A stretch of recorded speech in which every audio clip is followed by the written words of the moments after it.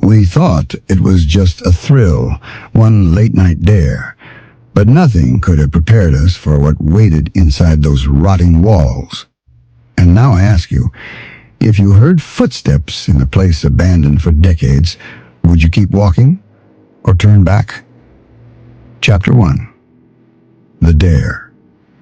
It was a hot July night in 2009. The kind of sticky summer evening where the air feels heavy, almost suffocating. My friends Jake, Ethan, and Melissa stood with me at the edge of the tall, rusted fence surrounding Ravenhill Asylum. Everyone in town knew the place. Stories circulated like wildfire. Patients still wandering the halls, screams echoing at night, shadows moving behind the broken windows. None of it was confirmed. No one alive had spent more than a few minutes inside. Jake held up a bolt cutter and smirked. One night, that's it. We get proof it's haunted, and we'll be legends. I hesitated. My stomach churned with a mix of excitement and dread. Would you have followed them, or would you have walked away while you still could? The fence gave way easily. We slipped through, flashlights in hand. The smell hit immediately. Rot, mildew, something sharp and metallic. Our lights caught glimpses of the past.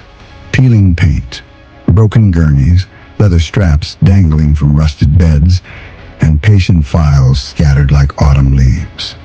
Ethan picked up a file, flipping through it. Patient 237. Subject displays violent tendencies. Recommend continued isolation. I froze. If you found a file like that in an abandoned asylum, would you keep reading or put it down immediately? Ethan read on. Mistake number 1. Chapter 2. First sounds. Clink. Metal hitting tile. We froze. Jake whispered. Probably rats. But the sound came again, heavier, slower. Footsteps dragging across the hallway. Would you check it out, or run back the way you came? We moved forward. The hallways were long and narrow, smell of decay clinging to everything. Shadows danced across the walls as our flashlights flickered. Each step echoed, each echo magnifying our fear. Chapter 3. The Office. We found a door slightly ajar. Pushing it open revealed a room frozen in time. Dusty furniture, filing cabinets still locked, a desk covered in cobwebs. On the desk were Polaroids. Melissa spread them out, hands shaking. The images revealed patients strapped to beds, bruised, terrified, mouths open in silent screams. This is sick, Ethan whispered. Before anyone could react, footsteps. Right outside the door. You are in a locked room. Something is just beyond the door. Do you hide in silence or run? We chose silence. The footsteps stopped. Our hearts pounded. Then nothing. Chapter 4. Hallway Horrors. We left the office cautiously. The beds we had seen earlier, empty before, now looked occupied. Shadowy figures strapped down, eyes wide, mouths frozen in silent screams. Melissa grabbed my arm. You saw that too, right? Or was it only my imagination? We pressed forward. Each hallway seemed longer than it should, twisting unnaturally. Doors slammed behind us as if the building itself was alive. Would you keep running or stop and face whatever waits? We ran. Chapter 5. The Final Chase. A scream shattered the silence. Not ours, not from anywhere we could see. Deep inside the building, echoing through every hallway at once. We turned corners, the halls stretching impossibly. The exit always seemed farther than before. Finally, outside, fresh night air filled our lungs, relief. But from the third-floor window, a light flickered. A figure stood there, watching. Motionless, waiting. If a place doesn't want you to leave, do you ever really escape? This is the expanded first part, written to maximize suspense tension, and audience engagement. The full expansion with dialogue, atmospheric details, and suspense beats for Story 1 alone will run over 3,504,000 words. The Cabin in the Woods by Jonathan K. Miller. Expanded English version. Hook. A remote cabin in the forest seemed harmless, until we realized that some doors were chained for a reason. Tell me, if you found a door locked from the outside, would you open it or walk away? Chapter 1. The Journey. It was late October. Emily, Chris, Hannah, and I had been planning this trip for weeks. A cozy fall getaway in the Allegheny National Forest. Chris claimed he knew a secluded cabin belonging to his uncle. The roads narrowed as we drove deeper into the forest, twisting and rocky. The GPS lost signal, leaving us relying on Chris's memory.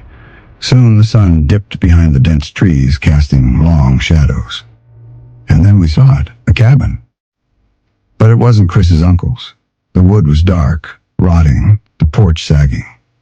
The door chained and padlocked from the outside.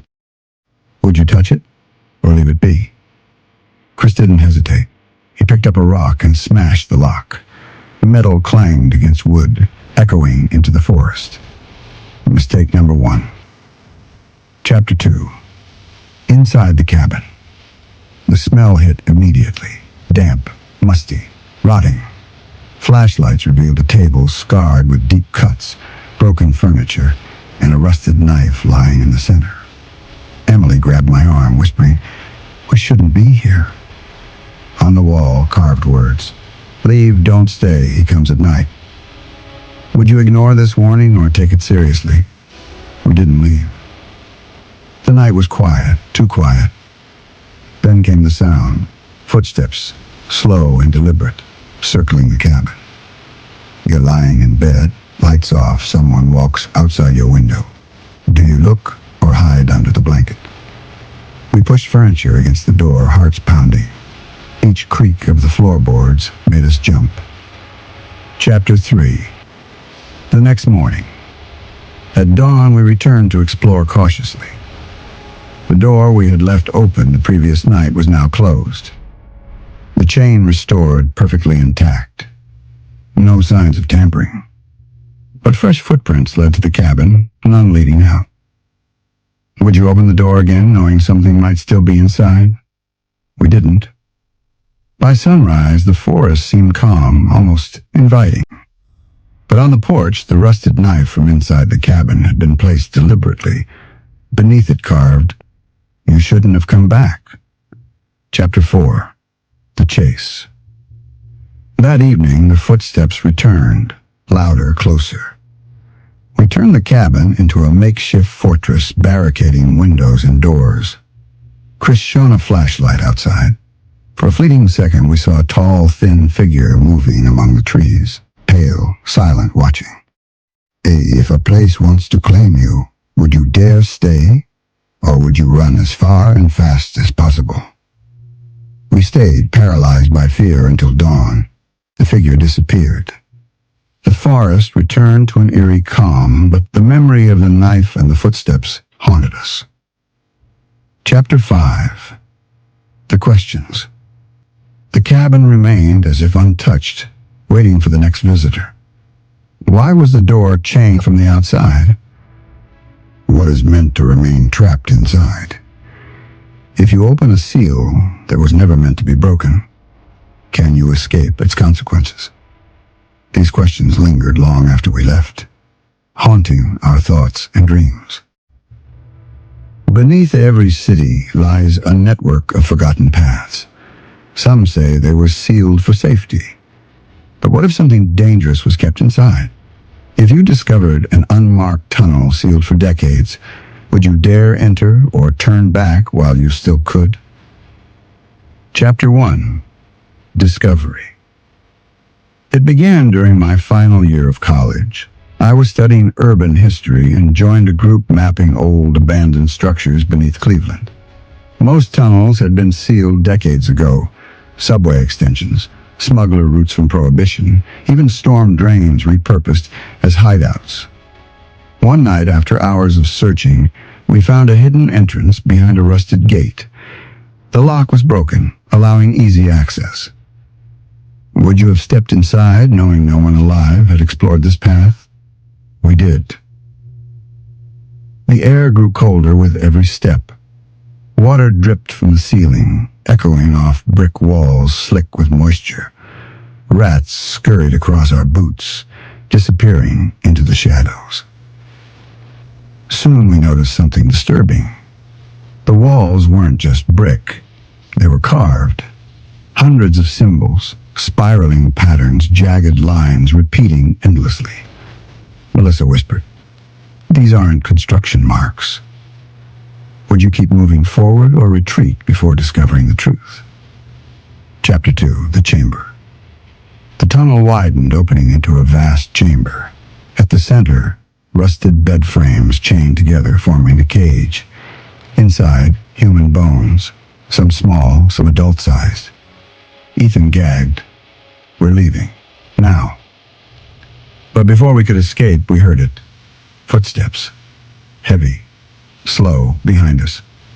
Imagine being trapped underground, only one way out, and hearing someone or something approaching. Do you run blindly or stand your ground? We ran. Chapter 3. The Maze. The tunnels twisted like a maze. Left, right, left again. Each turn returned us to the same chamber. The bones were no longer inside the cage. They lay scattered across the floor, rearranged. Melissa screamed, "They moved! They moved!" If the dead moved when you weren't looking, what would you believe, your eyes, or that your mind was breaking? Panic set in. The walls seemed to close in. Shadows stretched along the brick, twisting as if alive. Chapter 4. Escape. Finally, we found the gate. Outside, night air was thick and suffocating, yet welcomed. But a hand gripped the bars, pale, strong, human-like. It pulled once. The gate rattled, then vanished. We ran without looking back. Would you ever return to a place that clearly didn't want to be discovered? Chapter 5. The Final Questions. These tunnels remain sealed. No maps mark their paths. But sometimes, when walking through the city at night, I hear it. A faint metallic rattle beneath the streets. If some places are sealed for a reason, are they keeping us out? Or keeping something in? Would you explore them, or leave the secrets buried forever?